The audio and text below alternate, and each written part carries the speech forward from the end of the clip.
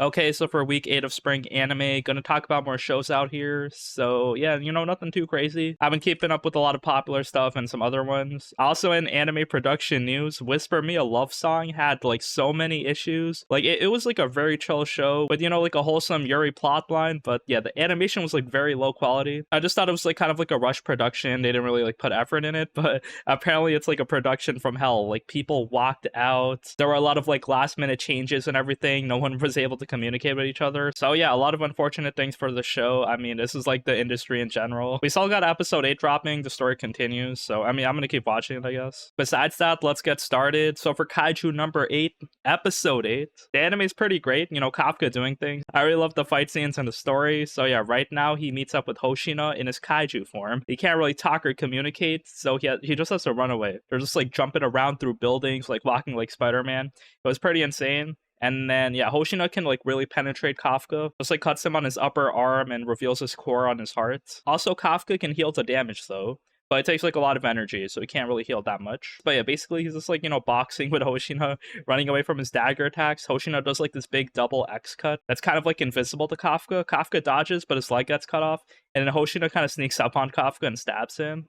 And the thing is, Kafka kind of sucks in the dagger while it's hitting him, so then Hoshina can't pull it out. This is a very sus description, Hoshina penetrating Kafka, but Kafka not allowing him to pull out. But yeah, anyway, like, Kafka does like a counter punch, but he doesn't punch Hoshina, because if he did the Kaiju one punch on him, Hoshina would probably be dead.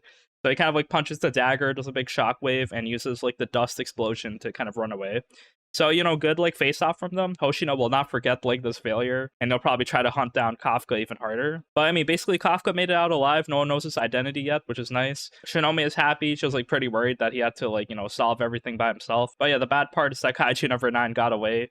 Our villain, so it looks like he can body swap as well. They did some like parasite thing, which is pretty creepy, where he kind of like breaks free of his old human appearance and then eats like this other guy, but it's pretty unfortunate. But yeah, this dude is the villain. We see them all chilling in the hospital with Ichikawa and Furuhashi. They also have like kind of a big party dinner together. They eat some like A6 Wagyu steak, which is not real. But yeah, basically it's kind of like a tradition with all the new recruits. It's all good, kind of just like, friendly drinking together. We see different backstories of different characters. Like one of the dudes from the Kaiju team, he's actually part of the family that makes the Kaiju defense suits, so he's super rich. So he has some interesting backstory there. Besides that, Kafka, he gets promoted because he actually like played a part in stopping the kaijus in this attack, where he like discovered their internal organs. They had like reproductive egg sac. So, Kafka contributed a lot. Mina actually like congratulates him personally, so he's getting closer to stand by her side. The episode kind of ends where Kafka sees Hoshina training in the gym like overnight, and he's just simulating the battle he had with Kaiju number 8. It was pretty scary. Kafka's shitting his pants. He's kind of saying next time if he aims for the head, then it would have been over. So yeah, more people are training, getting stronger. The kaiju battles continue. We see at the end of this episode, there's this like red flying kaiju. He looks pretty brolic and scary. So yeah, new villains coming in. So yeah, very fun episode showing the aftermath of the battle, everyone getting along, drinking together, forming relationships, and trying to get stronger. Okay, so for Dededede Demons episode 1, yeah, solid introductory episode. If you saw episode 0, yeah, that kind of tells you a lot more stuff. Apparently this is a recap of the movie, but I didn't see the movie. So I'm assuming it's gonna be 6 episodes of the movie recap and then 12 episodes of the story continuing in a new season. So that's cool. But I really like this anime. Girls kind of hanging out, being nonchalant about their lives, and then aliens just attacking out of nowhere. This was really cool. I love the 2 main characters we have here. It's Ontan and Kadode. So yeah, Kadode is like the main character. She's like the daughter of the other dude we saw in the episode 0. So yeah, they have like some type of existential crisis. They don't know what to do in their future. They also have like kind of family issues. And, this alien attack coming in doesn't really help. A lot of good kind of snappy back and forth dialogue between them. Also, the voice actresses for them are kind of like 2 famous singers. So for the main girl, Kadode, it's the lead singer of Yo Asobi. So, I mean, she's a bit famous, I guess. And then her friend Ontan is Ano, who did one of the Chainsaw Man endings, the Vomit Kiss one. And she's also pretty popular. So yeah, famous singers as the main characters. That's pretty sick. Kadode's dad's kind of missing, and then the mom doesn't really like her. And then she's really smart, but she doesn't really want to go to college because it's kind of like a financial burden. So yeah, she's kind of like holding herself back like that. There's a lot of stuff going on, real world problems, but then the aliens are attacking still. Like this is like a huge plot point. So yeah, we'll see how life kind of mixes in with the alien invasion, as I guess we'll follow these 2 girls throughout the anime. Okay, so for Jellyfish Can't Swim in the Night episode 9, very good episode, very emotional actually. So yeah, Mahiru got that job offer, a commission from Kano's mom.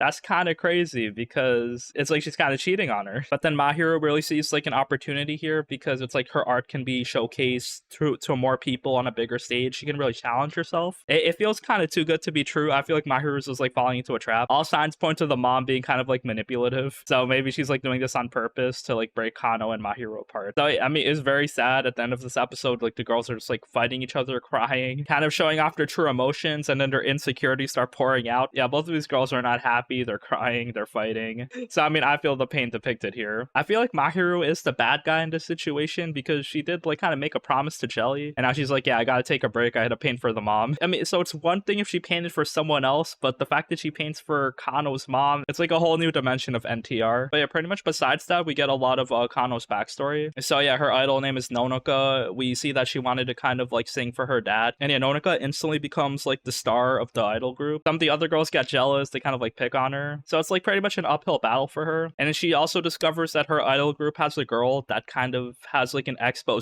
on other idols. That's how they kind of sabotage them in order for them to keep like climbing up the ladder. So basically when Nonoka discovered this, she punched one of the girls in the face. Then yeah, everyone saw this, so she got kicked out of the idol group. So yeah, she got betrayed by her mom because it looks like her mom was like actually running this like expose channel. And yeah, I guess we learn about that and the fact that Mahiro is kind of working for the mom now. It is like a big betrayal. Nonoka also says that Mahiro would have quit art if Nonoka wasn't there.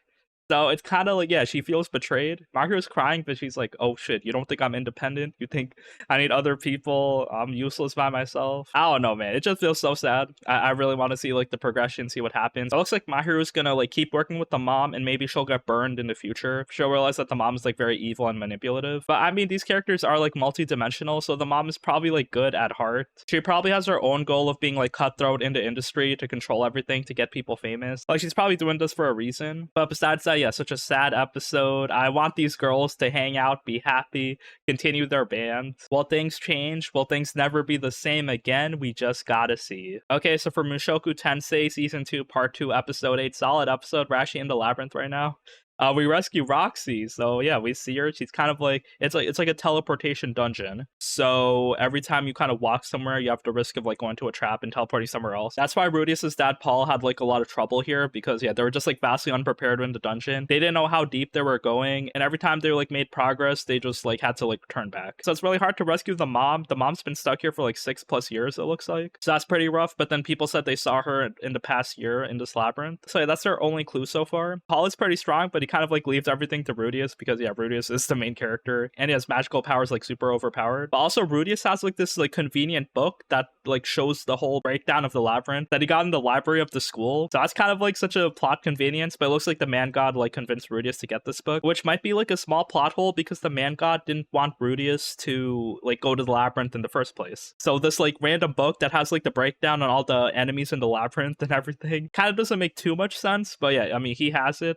So they kind of have more intel. And yeah, they face the labyrinth this episode. Everyone's there. Rudius kind of senses something in the wall. It's Roxy. She's like somewhere there. So yeah, Rudius rescues her last minute. It's kind of weird because Roxy was stuck here for a whole month. So I guess he was at the exact right time to save her at the exact second. Because if he came any later, then Roxy would have just like gotten eaten by bugs. So yeah, basically Roxy's fending all these bugs off, but then they're just like infinitely spawning in this labyrinth. So Rudius kind of comes in, he freezes them. Roxy's just like crying and wetting her pants. So yeah, very real emotions, good animation with the magic, and then Rudius like walking in like the Giga Chad. So I mean, Sylphie better watch out. She got some competition. So finally they get to interact and talk. Like it's been Eris for like a lot of the anime, and then we talked to Sylphie Season 2. Roxy is finally here, so Mushoku Tensei does continue. Solid episode, and we'll probably fight more monsters in the labyrinth. Okay, so for Windbreaker Episode 9, finale for the Umemiya Choji fight. I mean, the finale was fine. It was kind of like generic, a bit shonen-y, where Umemiya kind of calls Choji lonely. He's like, the weight of your fists don't hurt me. You have no purpose behind them. And he keeps taking Choji's punches. Choji basically beats himself because he's just crying at how like useless and empty he feels. And then he kind of takes that on Umemiya. Umemiya's just tanking. He doesn't really feel like punching Choji anymore. It was a bit sappy, but you know, I did like it. It showed that Umemiya is strong. He doesn't really care about these fights, doesn't really take it seriously. He just wants all these people to vent their frustrations, kind of like turn good and stop being like mentally damaged. So yeah, Umemiya is kind of like a good leader, father figure, helping all these dudes. punches. And it was pretty brutal seeing him getting punched by Choji so many times, but yeah, they were like little baby punches. Choji was even like biting his neck a bit, which was like kind of sus. So yeah, basically Choji's backstory isn't really anything crazy. He was just like pretty strong, but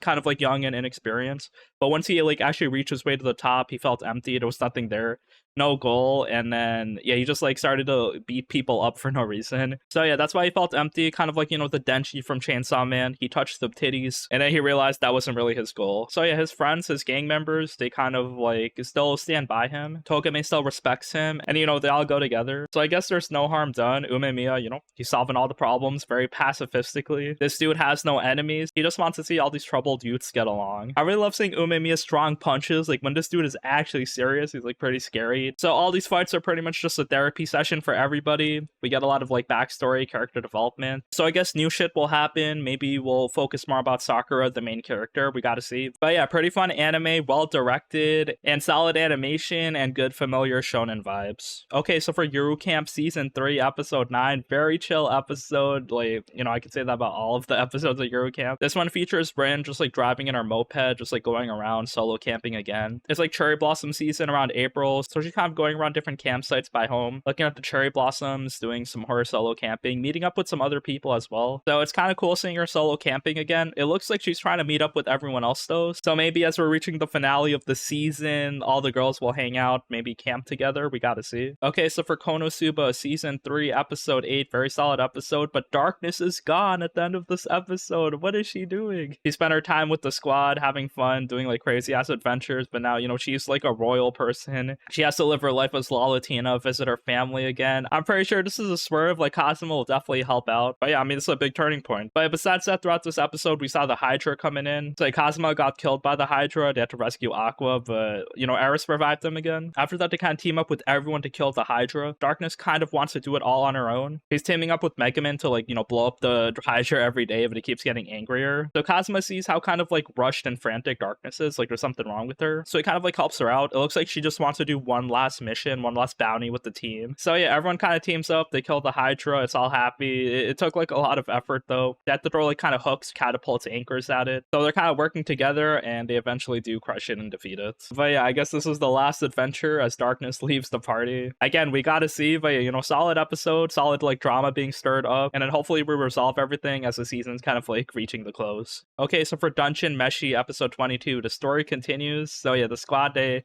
learned about the prophecy where Laios, he has to save everybody. He has to save all the elves. He has to defeat the Mad King and kind of release the curse of immortality on these elves and, you know, rule the dungeons. So that's all on his shoulders. He doesn't really kind of agree or disagree to it, but they decide to help anyway. So the Mad King is like super powerful, but there's like ways to kind of weaken it. There's kind of like this legendary lion that's like imprisoned in the dungeon, so if they kind of free it, it might save them. And then yeah, they end up leaving this kind of elf village, kind of like teleport back into the dungeon, but then the Mad King kind of shows up, so it looks like he's gonna question the elves. So yeah, it's kind of scary. He's like right behind them, so they gotta deal with him soon. But they also have to get stronger and they have to rescue Fallen. So I don't know what order they're gonna do everything. Maybe defeat the Mad King, then rescue Fallen. Looks like we're gonna save Fallen first, hopefully. But yeah, the story does continue. We see just like a griffin attacking them. Senshi's like really scared of griffins and starts kidnapping him. And then also they're kind of confused at Senshi's reaction because they've never seen a griffin before. So then they realize that Senshi was born in the dungeon. That's why he's like familiar with all these monsters. That's why he has these kind of like legendary metal artifacts with him. So yeah, Senshi never really told us his backstory, and we didn't really know anyone that was born in this dungeon. Most people just like traveled from the dungeon from the overworld. So all of that's pretty interesting. It's also funny, Marcel was trying to rescue Senshi with these kind of meat familiars.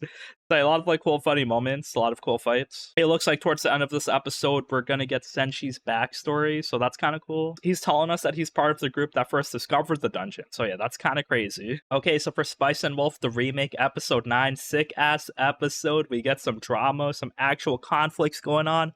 Lawrence can't really hand wave everything. He's actually going through some huge struggles, like literally facing bankruptcy out here. So if this happens, he'll probably have nowhere to go. He'll probably like be like an indentured servant and have to pay off his debt for years. So he doesn't want to do that. So yeah, how did he get into this predicament? Well, before during the church arc where he sold all his like kind of spices, he kind of exchanged it for armor. Because he's like, it's kind of like time for battle, like the church is going to go to war. So his armor is going to like sell for like a lot of money, probably like hundreds of coins. So yeah, the problem is they're not going to war. So once Lawrence kind of goes into this town, The church kind of overhears them, so it looks like they're saying like "fuck you" in particular to Lawrence. They're literally sabotaging him. It's probably not just because of him, but yeah, it looks like there's a lot of taboos here. Lawrence traveling with Hollow, probably trying to impress her, and he thinks he can have whatever he wants, so he's getting a bit cocky. So yeah, they're doing this to put him down a peg. Basically, all his armor turns worthless, because there's no need for it if there's no lore. Even if he sells the armor at cheap prices, he can't really pay off the debts, and he literally has 1 day to pay it off. So yeah, this man is stressed. He still has like kind of connection, so he's working hard, like going door to door, asking for loans and shit, but yeah, no one wants to lend him money. He's also going around with Hollow, so the one dude that actually considers like trying to lend him money kind of insults him by saying like, oh, you're trying to impress this girl with you? That's not how we do business. Or they don't realize that Hollow is Lawrence's business partner, and she's like literally a deity. Lawrence was literally at his wits' end at the end of this episode. He kind of like yells at Hollow because he's so stressed out. That was like the saddest part, because it's like he's literally gonna lose his job, lose his livelihood, and now he loses his hot wolf waifu. But I guess they need time to kind of like sort out their feelings, and then they'll apologize later. Maybe Hollow will do something sick to kind of like get his money back. We'll see. But yeah, very sad ending to this episode where Hollow kind of just like leaves Lawrence. Lawrence literally has nothing going for him right now, and either he has to pay back his debt with money he doesn't have, or he has to kind of just like run away. Also after that, we got Train to the End of the World episode 9. Very sad episode because we get Yoka's kind of point of view, her perspective. She's chilling in Ikebukuro, and she's literally the queen of the world. She runs the 7G, it's like based on her mind. So yeah, everything in her fantasy that she can create, like it happens. So yeah, that's a lot of power with the 7G. Why is this happening? Well, the owner of the company, his name is Ponsoro, he's kind of like manipulating Yoka, putting her into like a drug-induced dream and making her think she's like the queen of the world, like ruling everything. Because if he doesn't do that, then things might go back to normal, and then his ass will be arrested. So yeah, basically his only option is to live in this like 7G apocalyptic world, and everyone else around Yoko is just like manipulating her. It's so sad. Like, hopefully the girls can kind of rescue her. Like, I'm pretty sure we're gonna have a happy ending. There's only 12 episodes. We're gonna go back to cute girls doing cute things, hopefully. But yeah, pretty sad seeing Yoka's like state of mind right now. The girls are like getting closer to Ikebukuro. They kind of get like an updated map, and now we see the real villains out here, so hopefully we defeat them. Also after that, we got Demon Slayer Hashira training arc episode 4. So yeah, story kind of continues. We see more of shortlist Tanjiro doing some more training. Here he's with the Mist Pillar now, Muchiro. So yeah, this dude is kind of like very savage. He's like kind of like a young boy, but he just keeps like beating everyone with wood and sticks. They can't really fight him. He keeps insulting them as well. Like, they're too weak to survive. There was a cool animation scene where some of the pillars are fighting during the nighttime. And besides that, a big thing happens. Muchiro's like, yeah, these wooden sticks are kind of useless. No one's like able to like have a sense of urgency. So let's fight with real swords. And now everyone's shit in their pants because Muchiro would kill them. But yeah, basically one of the Demon Slayer NPCs kind of like cries, goes on his knees, and is like, no, I can't face you. And then Muchiro's like, yeah, we gotta work hard to get better. That's fine. It's very kind of like generic sappy speeches here. And then finally Tanjiro faces off with Muchiro. It's a pretty sick fight. They're kind of like hitting each other, flying through the air, carrying each other's swords, and then yeah, Tanjiro actually gets the upper hand on him. So yeah, it's a good training episode. They kind of like become friends. They throw like origami birds in the air. And then I guess the training arc does continue. I think we get Kanroji next episode, maybe, the love pillar. So yeah, I wonder what her training is like. And finally we got Whisper Me a Love Song episode 8. I talked about like the production hell this anime had. I kind of like didn't really care because I thought, yeah, you know, another kind of musical anime. It doesn't really matter if there's like CGI or shit animation. It's more about like, you know, the character dynamics. Is the story good? That's all I'm kind of looking for in these romance shows. But yeah, I mean, you kind of notice the animation being so off-putting. Characters like being so choppy when they're running, moving, and talking. It kind of takes you out of it. So yeah, the girls are kind of hanging out. We see more of Shiho. She's like the lead singer of the other band. And we do get her backstory where, you know, she was really good at violin. But then one of her friends who was kind of casual at violin was actually better than her. So then she kind of like lived her life trying to go on a revenge tour against her, because that girl kind of like gave up her dream of playing the electric guitar. So she was like, okay, she took my violin dream, I'm gonna take her electric guitar dream. So yeah, this girl Shio is basically fighting ghosts in her head, trying to be number one at like, you know, this electric guitar, being in a band. So yeah, more Yuri adventures happening, more girl backstories. Hopefully things get better. But yeah, I guess it's like a solid chill story with some unfortunate production issues. And yeah, that's it for this week. Thank you for watching. Just like reviewing the shows I like this week. We have a lot of cool anime this season, a lot to watch. I saw the shitpost Deer anime also coming this summer. It's very popular right now. My dear friend Noko-tan. So yeah, if you've seen the second trailer, if you hear her going Shika Noko Noko-tan, it's pretty funny. But yeah, thank you for watching. I'll see you next week. Peace.